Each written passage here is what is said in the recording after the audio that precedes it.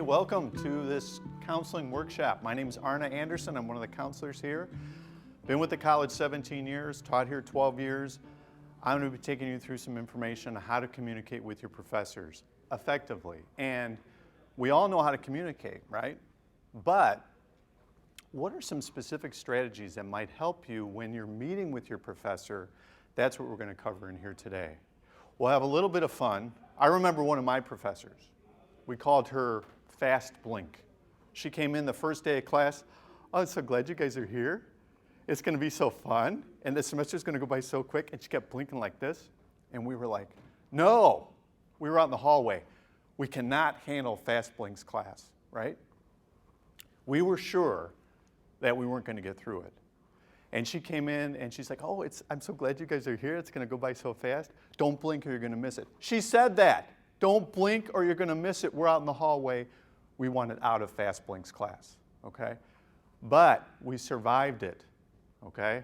She ended up being only so fun. She wasn't like Buffalo Wild Wings cool, all right? But she was workable when all was said and done. And probably really good preparation for future professors and bosses I've had by staying in that class.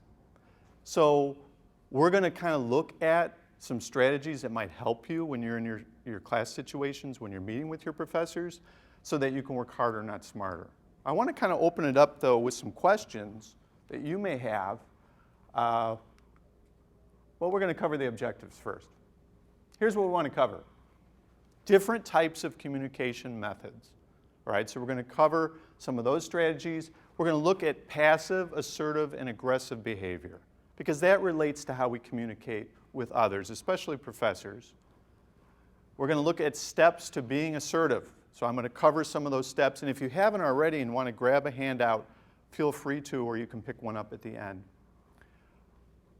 Strategies for better meetings with your professors. So when you are meeting with them, you can make the most of your meeting. We're going to cover that. And then finally, tips for communication.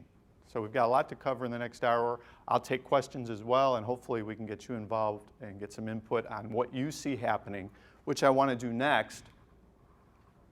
What kind of issues come up when you're communicating with your professors? Can anybody tell me what you've run into? Other than professors are always right, right? They never make mistakes. We're going to hopefully cover some of the questions that you might have come in with, so don't worry as we go through the presentation. All right. I put this in as a new slide because there are some myths around communication. First one being that professors do not want to meet with students. That is not true. Professors do want to meet with you. They have office hours and they're busy. That's a given. But if you ask most of them, do you want students to come meet with you? The answer is yes. Now, they have some expectations for what that meeting is going to be like and what they expect you to bring to the table when you do meet with them, but they want to meet with students. So that's just kind of to clear up as one myth. Second myth, informing is not the same as communicating. I used to get a lot of students who would email me and let me know of something. Communication's a two-way street, right? So when you're communicating, you're usually sitting down at the same level and you're talking back and forth. Email is not necessarily the same thing. It is a form of communication we're going to talk about in a little bit. It's just not the same thing as face-to-face types of meetings. Third, professors like or dislike certain students. I never really made it a point to try to like or dislike students. One semester I had 100 students' names to remember. So my big task is trying to learn your name. I wasn't thinking about whether I liked you or not. And this comes up a lot with students. They come into my office, in the counseling office, and they're like, you know, Professor Smith doesn't like me. And I say, what do you mean? How do you know Professor Smith doesn't like you? He might have looked at me funny last Tuesday. He might have looked at you funny last Tuesday. That doesn't necessarily mean that he doesn't like you or she doesn't like you, right? So that's a myth, and a lot of students do misinterpret sometimes body language or comments as professors liking or not liking you. Because it's a lot harder to grade you if we're thinking that way anyway, right? We shouldn't be thinking on that level. All right, now that I've quieted down the room, this rowdy group, we can go to number 4. It's better to wait till there's a problem. Well, no. Actually, professors want you to meet with them proactively, right? They want you to proactively meet with them if possible, not wait until the 3rd or 4th quarter, so to speak, using a sports analogy, right? They want you to meet with them in the first half. So it's always better to do that early on and hopefully establish some sort of relationship with your professor, whether it's joking, whether it's talking football, hopefully having a few conversations after class. But a lot of the meetings would occur during office hours when you actually can sit at their desk and have some confidentiality and be able to speak your mind. We're going to cover 3 major types of communication. The first one being face-to-face, because that's the one that I really want to kind of emphasize. There is a lot. I mean, it's sort of like this presentation. You being here in person is different than watching it on a video. An audio portion only of what I'm saying would be less valuable than seeing it. So face-to-face communication gives the professor a chance to kind of see how sincere you are, and it helps to build trust. And it also reduces the chance that there's going to be misconceptions. And that's why I'm emphasizing that you look for face-to-face communication. And it means planning ahead to find out when is their office hours, when can they sit down with you and kind of go over a test score you might be grappling with, or a paper you've written and you want to get some feedback on the paper. It's best done in a face-to-face meeting if possible. Next best is phone. So phone, it's harder sometimes over the phone. You guys have had this, right? Where you've called, maybe not your friends, but you've called someone up and it's kind of hard to read the other person on the other end of the phone line, all right? Sometimes we actually say things on the phone that we would never say in person. I get that sometimes where people will call into the college and their tone is a little bit different than if they were sitting in my office. And so there are some concerns with phone communication, but it is better than email or texting, which is the next one. Texting certainly can get a message or email. Texting, I kind of put in the same category. It certainly can get information to who you need to get it to, but it is limited. Unless you're like putting things like smiley faces and thank yous, we sometimes we misinterpret a message as being negative or conflicting when it's really not meant to be that way. So there could be times where your professor might think that you're being short with them, even though that's really not your intention, because email is harder to gauge that way. So some of your professors are more phone people, some are more email, and it's good to kind of know what their preference is, but shoot for that face-to-face communication when you can. And don't expect the professor, case in point, I was walking down the hallway, and I try not to listen, by the way, when I'm walking down the hallway. I hear all kinds of things, Been doing this a while. Sometimes things just kind of come at me, I can't avoid them. I heard this student talking to a professor in the hallway and said, I missed the lecture last Wednesday. I'm wondering if I can get the notes. And the professor said, sure. And the student said, can you email them to me? And the professor said, can you send me an email so that I can email them to you? She wanted the student to do the work to email. Not that she was going to stand there and write it down and then give her the notes. So the expectation is that you will do that as the student. Make sense? Okay.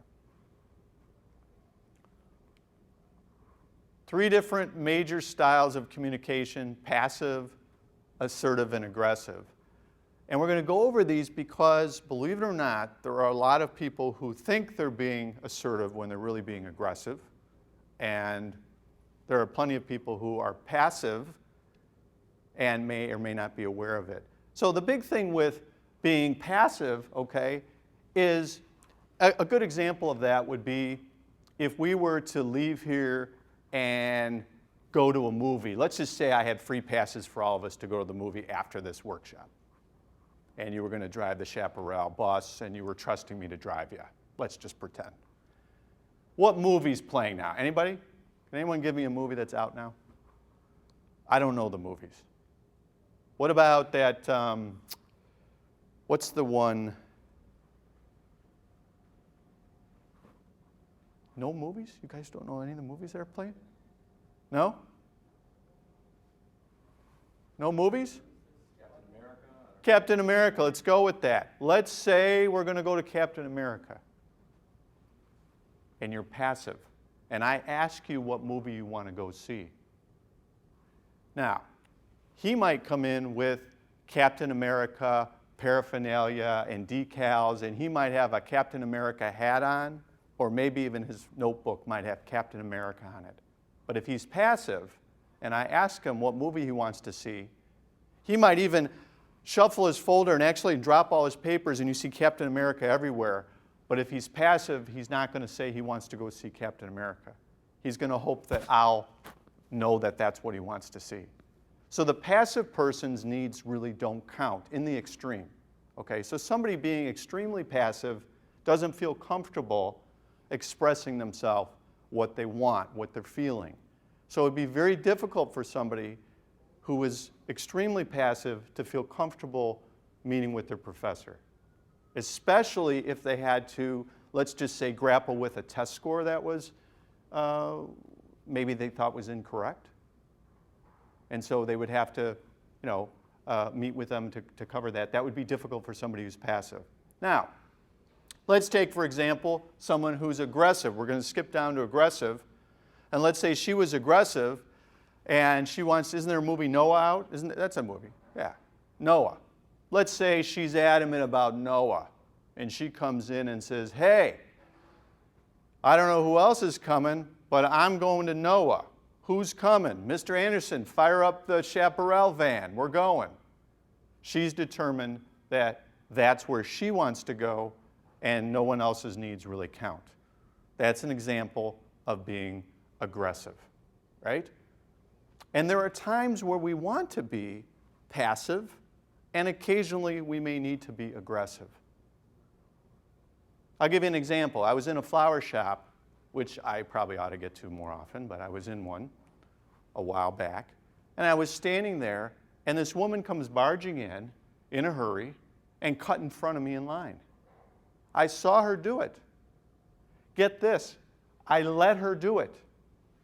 I wasn't in a hurry, and I decided it was okay that she cut in front of me. And I was sharing this with a class, and I had this student say, Mr. Anderson, you lost, and she won. You lost, she won. And he kept reminding me of that. And I said, I decided that I wanted her to do that. It's different if I was afraid to confront her, which wasn't the case. It was I chose to be passive. So there are times where we might choose to be passive. See? One more quick example. When I was aggressive, I was in a store called CompUSA. You guys ever heard of CompUSA? Kind of like a Best Buy? I was in there on a Sunday morning. You know how you get the ads with your home paper, and you're like looking through them, and you're like, I want that. And you decide to go to the store and go get it. So I see this hard drive I wanted to get, and I said to go to the store and get it. So I'm in the store, and I see three guys, we'll call them Curly, Moe, and Larry, standing around planning their lunch run. And the one's going to go to Burger King. And he says, what do you guys want on your Whopper? You want mayo? You want tomatoes? What do you want? They see me standing by the hard drive. It's locked up in the case, so you can't get it. You got to get them to unlock it. They see me standing there. They kept talking about their lunch. So finally I turned to, by the way, if you're ever in this situation, find out who the leader is out of the three and deal with them. That's my advice to you. So I found, we'll call him Mo. I found the Mo of the group and decided to deal with him. And I said, hey guys, guess what?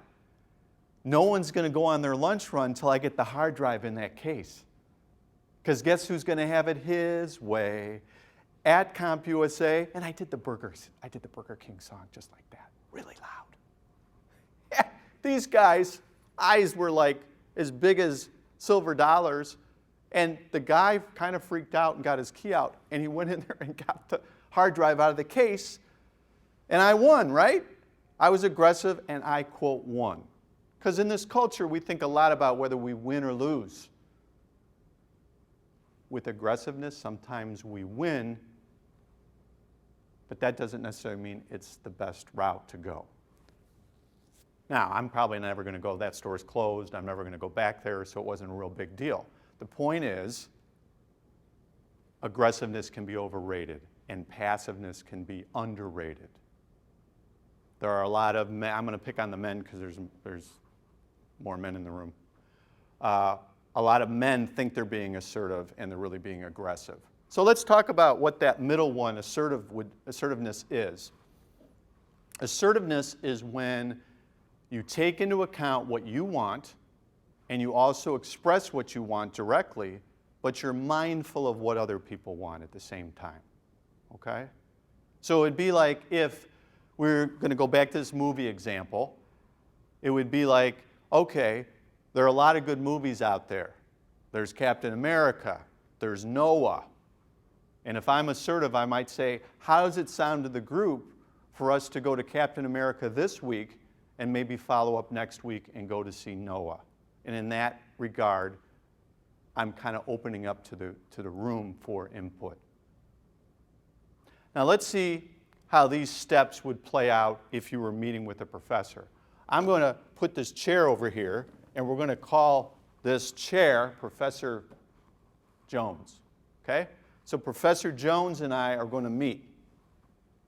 Let's say the example is I just got a paper back from Professor Jones that I got a B on, and I'm fine with that. But there was a test that I got back that I got a D. And I'm pretty convinced that that D was incorrect. We're going to go through some steps that we would take when we're meeting with Professor Jones. So the very first step is to identify the situation factually. So if I'm going to meet with Professor Jones, I'm going to make a beginning comment with them. And in this case, we would hopefully both be sitting down, but I'm going to stand for purposes of doing this presentation. I might make a comment to Professor Jones. Professor Jones, I'm so glad we have an opportunity to meet. I've had a chance to look over the midterm exam, and I brought it with me. That's setting the stage, right? So the first step, state the situation factually. That's what I'm doing. Second step, very important. Underrated, but very important. That's what's called empathy. Empathy is when we put ourselves in the shoes of someone else. What would it be like to be Professor Jones, right? Now maybe Professor Jones wears flood pants. Maybe they need a total makeover, right? Maybe they listen to a lot of Neil Diamond when you're listening to Drake or J. Cole. Just saying. That doesn't mean that you can't imagine for a minute what it would be like to be them. And you might make a comment like, Professor Jones, I imagine this is a busy time for you with all the grading that you have to do. And you're making a comment like that to hopefully get Professor Jones to listen to you. So the purpose of the meeting is to communicate back and forth. And you're letting them know that you have a sense that A, they don't have to meet with you, and that they have other things they could be doing. It helps build trust. It's not the same as brown-nosing. Students get worried about brown-nosing. Brown-nosing would be like if you said, Mr. Anderson, I really like that tie of yours. What is that, a Frisani tie? I don't know what Frisani means, but that's what it is. But that's not important right now. But let's say you hated the tie. Don't bring it up. That would be brown-nosing.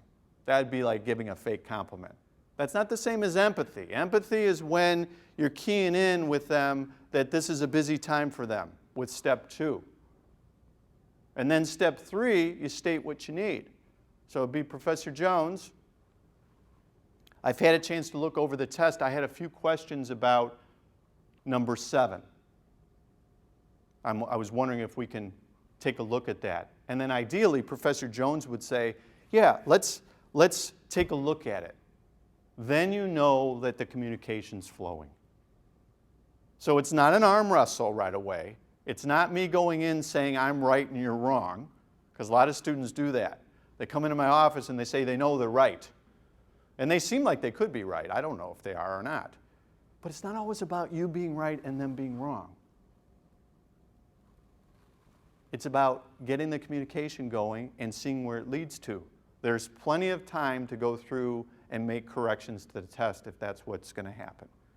There's plenty of time for the professor to say, you know what, I need to make an adjustment on your test. After talking with you, you have a real strong rationale.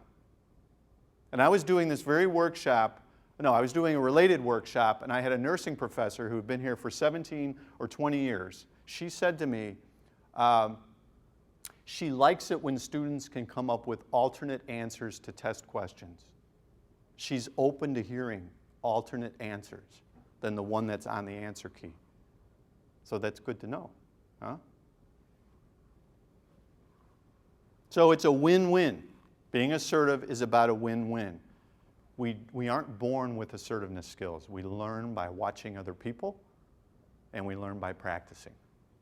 And the interactions you have with your professors are going to be great preparation for future bosses you're going to have, right? So you might have a boss that blinks a lot, like Fast Blink that I had. And then you'd be in a good position to know how to deal with them. Because you're certainly not going to withdraw from your first job in this economy. You're going to be out there and you're going to be looking for a job, and you might be working with somebody that's a lot like your economics professor.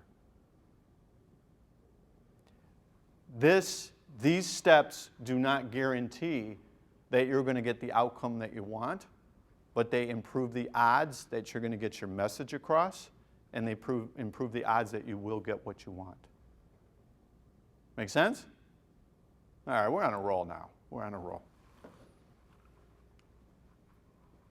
Let's look at what you want to do when you do meet, though. You want to come prepared. And this is something that a lot of students don't think about. What they want to do is just sit down with the professor without even looking at the test, but there are some steps that you're going to want to take to prepare. Number one, being open for input. You know what? Your professors can't help themselves sometimes. We want to teach you something all the time. So if I were to run into you at a Jewel Osco, I'd probably try and teach you something in the chips aisle. That's just the way I am. So your professors are probably going to try and do that too. They're going to give you some feedback every meeting you have, and so it's up to you to be open at least to hearing that. Doesn't mean you have to agree with it. It just means you're open to hearing it. Next, taking responsibility for managing your grade. I hear this a lot from students. They say, my teacher's giving me this grade. You're earning the grade, number one, and you're managing it. And so students really, a lot of times they'll say, I'm not sure how I'm doing in a given class. It's really up to you to have a pretty good sense on where you are in each of your classes by understanding how the grading system is, what it's based on, how you might be doing with certain assignments, and having a pretty good sense for where you are. Now, you can get clarification in a meeting with a professor, but you should have a fairly good idea of where you are in your classes. And they want to know that you're taking that responsibility to manage that grade. Make sense? It's good to have a goal on what kind of grade you want. Probably 85% of students, maybe 90, want to earn A's and B's. But I was surprised as an instructor here that not all students want to earn A's and B's. There's a small subgroup that would be just fine with B's and C's. There's a very smaller subgroup that would be fine with straight C's. But most students want to earn A's and B's. Your professor needs to know what your goal is and how you plan to go about getting that goal. You're going to learn something every meeting. So the idea is you're walking in there open for input. You're open for getting that input, and you're going to learn something from that meeting. And probably your professor's going to learn something too. We're going to learn something from you. Now, we might not admit it, but that doesn't mean we're not going to learn, right? Hopefully we would admit it, but I'm just saying. It's happening. Don't bring your boxing gloves. You could have a 95-pound, 80-year-old professor. you will not win the boxing match. They're the ones who are ultimately checking your grade. You don't want to come in there like this. That doesn't help you, number one. And when we're doing this, when we're locking horns with others, we're not listening to each other. What we're doing is we're getting busy figuring out what we're going to say next, and they're thinking about what they're going to say to prove that they're right, and no one's really listening, and the communication really isn't happening. So, you want to avoid the power struggle. And I've had students who have sat in my office, and I've said, you know, if you're not ready, because they weren't calm enough to meet with that professor, they're still too reactive. They wanted to box. So, you don't want to be in that situation. And you want to practice. It could be practicing with a friend. It could be practicing, even just practicing in front of, like, sometimes I practice talks I've done in front of my cats, and they kind of look at me like I'm strange, but that's not anything new. They look at me that way anyway. But the point is, you practice these skills with others that you're comfortable with. You don't start with the most threatening person or the boss that you need to confront or your professor that you need to confront, let's just say. You want to practice with less threatening situations. We're going to go over some tips on what can help when you're communicating with your professors. First one is really find out in your syllabus how your professor wants you to communicate. Some will straight out say, I really respond to email, but not phone. Then follow that lead. Body language needs to be congruent to what you're saying.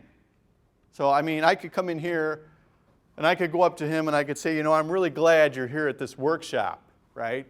And he's going to be looking at what I'm doing, or is he going to be listening to me? He's going to be looking for my right hook or lack thereof, right? He's looking for the eye of the tiger. Maybe it's not there, but he's looking for that. He's not focused on what I'm saying, because what I'm saying doesn't match what I'm doing. Make sure you're aware. You don't want to come in with your hands on your hips. I see that sometimes. Students are like, you know, especially if you do the hands on the hips and you lean in, that means you really emphasize it. I mean, that kind of is it's somewhat aggressive. It might be misinterpreted. So you want to be aware of how you're coming across that way. Try to sit. If they're sitting, you want to sit.